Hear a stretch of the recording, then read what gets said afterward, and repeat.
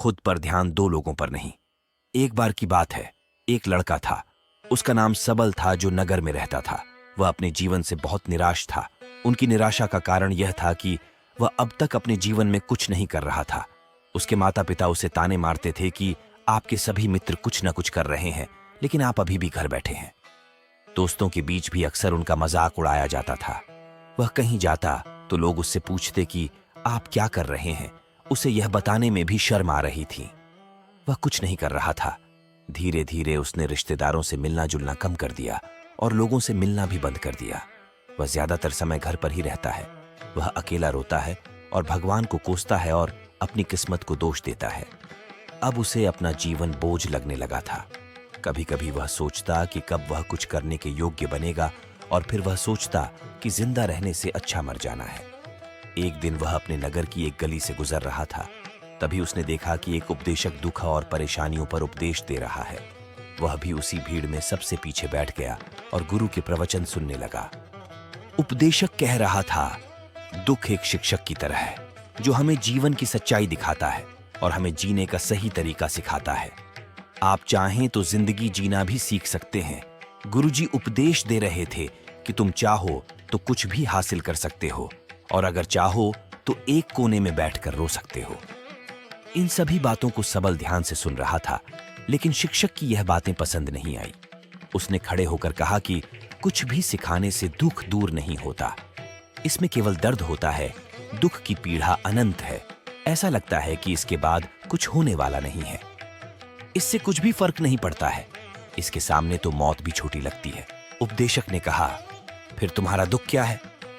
सबल ने उसके सामने अपनी सारी व्यथा सुनाई और पूछा, मेरे दुख का कोई उपाय है तुम्हारे पास?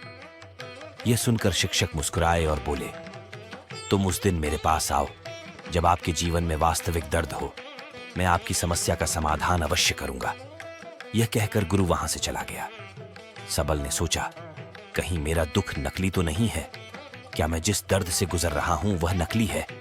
मेरा दुख कोई नहीं समझ सकता। जब माँ बाप नहीं समझते तो गुरु क्या समझेगा? उनके दुखों से व्यथित होकर सबल ने एक फैसला लिया कि अब वह कुछ करेगा। सबल ने एक छोटा व्यवसाय शुरू किया, पर उसे सफलता नहीं मिल रही थी। लेकिन उसके घर वाले पूछते हैं कि क्या वह कुछ कोशिश कर रहा? कितने लोग आपसे जुड़ना चाहेंगे, आपकी कितनी बड़ी ख्याति होगी, और स्वयं राजा भी आपसे दोस्ती करना चाहेंगे और जरूरत पड़ने पर ही आपसे पैसे उधार लेंगे। दोस्तों की यह बात सबल के मन में घर कर गई। अब वह और पैसे कमाने की कोशिश करने लगा, लेकिन उसे यह सब बहुत ही जल्दी चाहिए था। वह समय बर्बाद नहीं करना चाहता था। उनका अधिकांश समय इन चीजों को प्राप्त करने में गलाने लगा। इसीलिए वह ऐसे काम करने लगा जो सही नहीं था। उसने बड़ा उधार लेना शुरू कर दिया। उसके दोस्तों से पैसे की मात्रा और अधिक मुनाफा कमाने के लालच में वह अपने माल में मिलावट करने लगा। उसने अन्य व्यापारियों के खिलाफ भी साजिश रची और उन्हें डराया धमकाया। जैसा उसके दोस्त कहते थे वैसा ही करता था। वह इन तरीकों से ज्यादा पैसा कमा रहा था, पर अब उसके जीवन में पहले जैसा चैन न था। उनके मन की शांति गायब हो गई थी और वह रात को सो नहीं पाता था। वह हंगामे में रहता था। वह सब कुछ पाकर भी उन्हें किसी चीज में सुख नहीं मिल रहा था। एक दिन सबल अपनी गाड़ी में कहीं जा रहा था। तभी रास्ते में उन्हें उपदेशक का आश्रम दिखाई दिया। वह रुका और गुरु के पास जाकर बोला, संत, आपने मुझे मेरे पास आने के लिए कहा था जब मेरे जीवन में सच्चा दुख आता है। अब मैं बहुत दुखी हूं कि मेरी नींद हराम हो गई है। मुझे कहीं भी शांति नहीं मिल रही है। इस प्रकार सबल ने अपनी सारी समस्याएं गुरु को बता दी। गुरु ने कहा, जब तुम पहली बार मुझसे मिलने आए थे तब भी तुम किसी दुख में थे। आपने उस दर्द से क्या सीखा? सबल ने कहा कि सिर्फ सोचने और चिंता करने से कुछ नहीं होता। आपकी दृष्टि को सच करने के लिए यह कार्रवाई करता है, और सिर्फ काम करने से कुछ नहीं होता, परिणाम भी मिलना चाहिए। लोग केवल सफल लोगों का सम्मान करते हैं।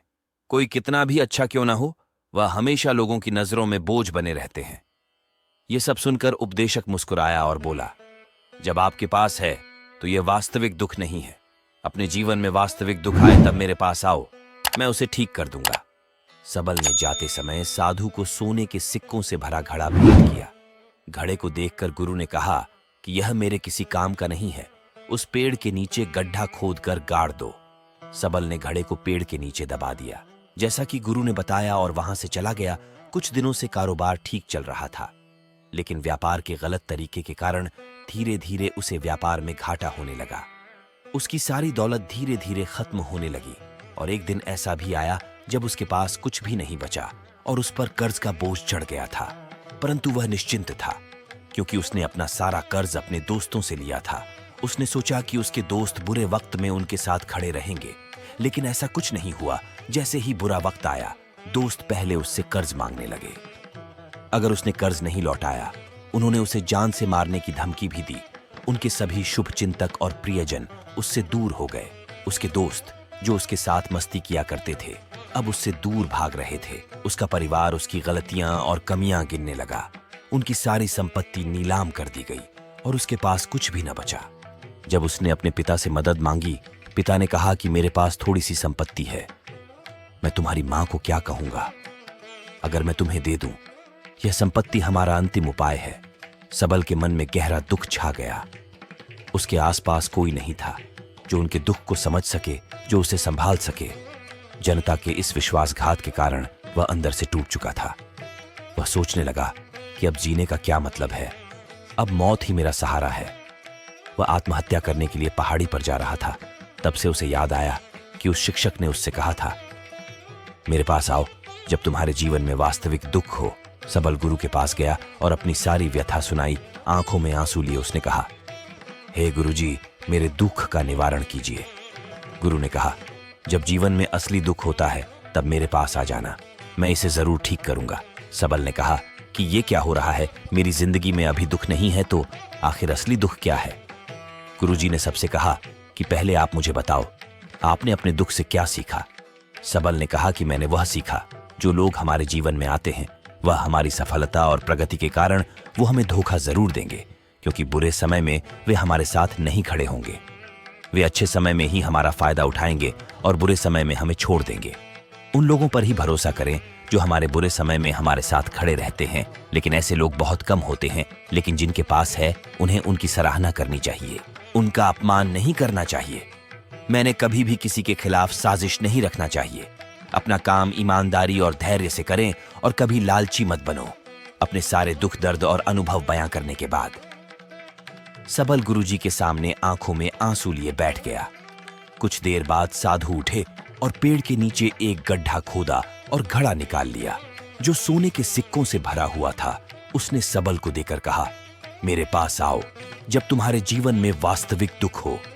सबल ने अपने शिक्षक को धन्यवाद दिया और उसे प्रणाम करके चला गया। उस पैसे से उन्होंने एक छोटा सा व्यवसाय शुरू किया। अब वह छोटा व्यापारी बनकर भी खुश है। उन्होंने पूरी लगन और ईमानदारी से कारोबार किया।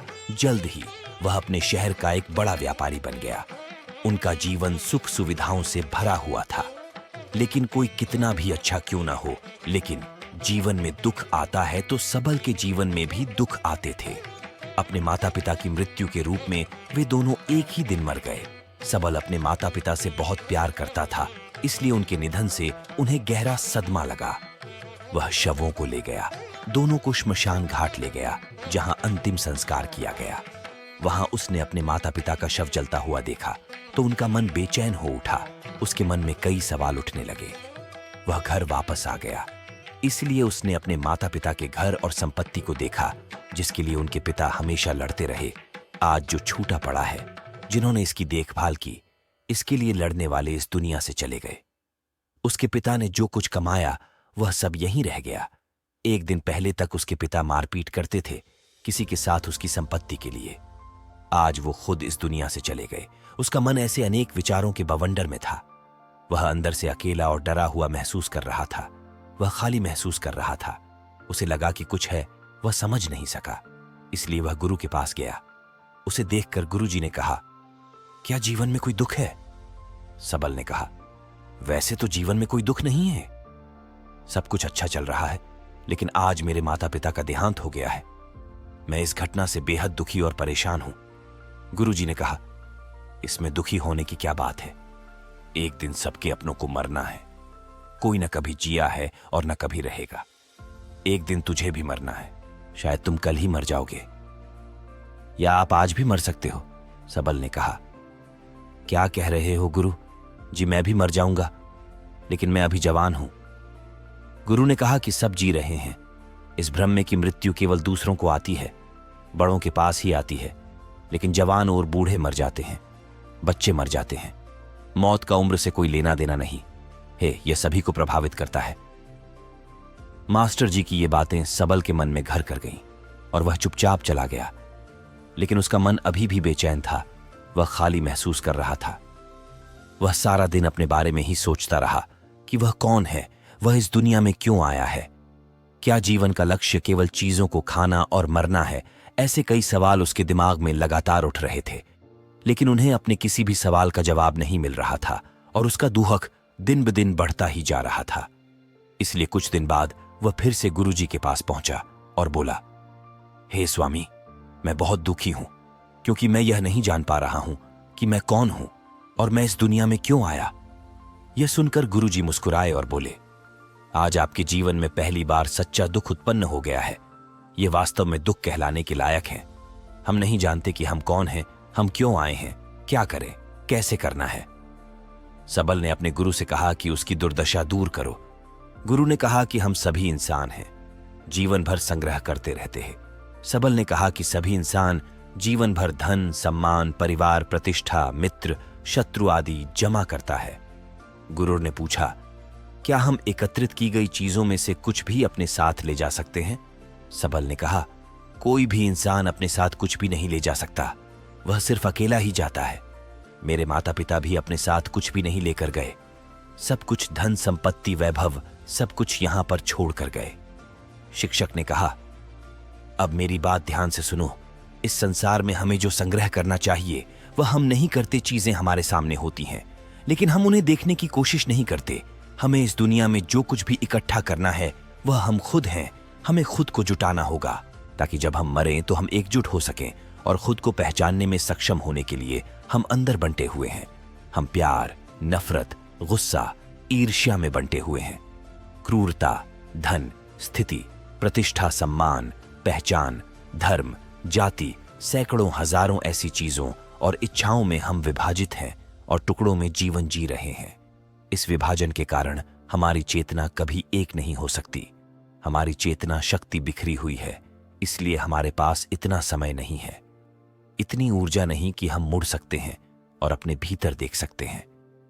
वास्तव में धन, सम्मान और सुविधाओं का अभाव, लोग इसे दुख समझते हैं और जीवन भर के लिए जो दुख कहकर रोते रहते हैं और समाधान खोजने का प्रयास करते रहते हैं, उन्हें अपना समाधान कभी नहीं मिलेगा। क्योंकि जिसे लोग दुख कहते हैं वह वास्तविक दुख नहीं है, यह सिर्फ एक आदमी की इच्छा है। उसकी इच्छा कभी पूरी नहीं होती, इसीलिए व्यक्ति को कभी उनके प्रश्नों का समाधान नहीं मिलता। इसलिए इन सब से परे, यदि आप अपने दुखों का अंतिम समाधान चाहते हैं तो सबसे पहले खुद को समेटो। इस दुनिया से अपनी ऊर्जा वापस ले लो और इकट्ठा करो। अपने आप पर ध्यान केंद्रित करो, स्वयं पर ध्यान दो। अपने मृत्यु से पहले अपने आप को जानने की कोशिश करो, बिखरो मत। सबल ने कहा, तो गुरुजी, क्या हम इस संसार को छोड़ दें? हमारी सभी इच्छाओं को मार देना चाहिए। किसी से प्रेम नहीं करना चाहिए, धन संग्रह नहीं करना चाहिए, सम्मान की आशा छोड़ देनी चाहिए। शिक्षक ने कहा कि भावनाओं और इच्छाओं ऐसे बिखरे हुए मनुष्य में से निकल आओ, जैसे कोई पत्थर पहाड़ से गिरे जिस पर पर्वत का कोई वश नहीं है सिवाय देखने के। परेशान होना और कुछ खोना, वैसे ही बिखरे हुए मनुष्य की इच्छाएं बेकाबू और दर्दनाक हैं। उसका अनियंत्रित मन इच्छा करता रहता है और कल्पना करता रहता है, और यह दुख देता है। लेकिन जब एक व्यक्ति अपने मन को एकत्र करता है तो वह जो कुछ भी करता है वह उसके नियंत्रण में होता है। फिर उसकी इच्छा से इच्छाएं भी उत्पन्न होती हैं। सबल ने कहा कि आपने मेरे असली दुख का समाधान कर दिया। आपका बहुत बहुत धन्यवाद। अब से मैं खुद को समेटने, खुद को तराशने की कोशिश करूंगा। गुरुजी ने कहा कि मानव शरीर में बहुत ऊर्जा और शक्ति है, लेकिन यह फालतू के कामों में भटा हुआ है, बेकार की बातों में लगा हुआ है। यह एक बहुत ही शक्तिशाली मशीन की तरह है। एक बच्चे के हाथ में रखा जा रहा है और वह बिना सोचे समझे अपनी शक्ति बर्बाद कर रहा है, और बिना किसी नियंत्रण के। इसीलिए इस शक्ति पर ध्यान दें, अपनी चेतना, और इसे इकट्ठा करें। सबल को अपने प्रश्नों का उत्तर मिल गया। उसने अपने गुरु का शुक्रिया अदा किया और चुपचाप चला गया। दोस्तों, उम्मीद है आपको यह वीडियो पसंद आई होगी। अगर आपको यह वीडियो पसंद आई हो तो वीडियो को लाइक, चैनल को सब्सक्राइब करें, अपने दोस्तों और परिवार के साथ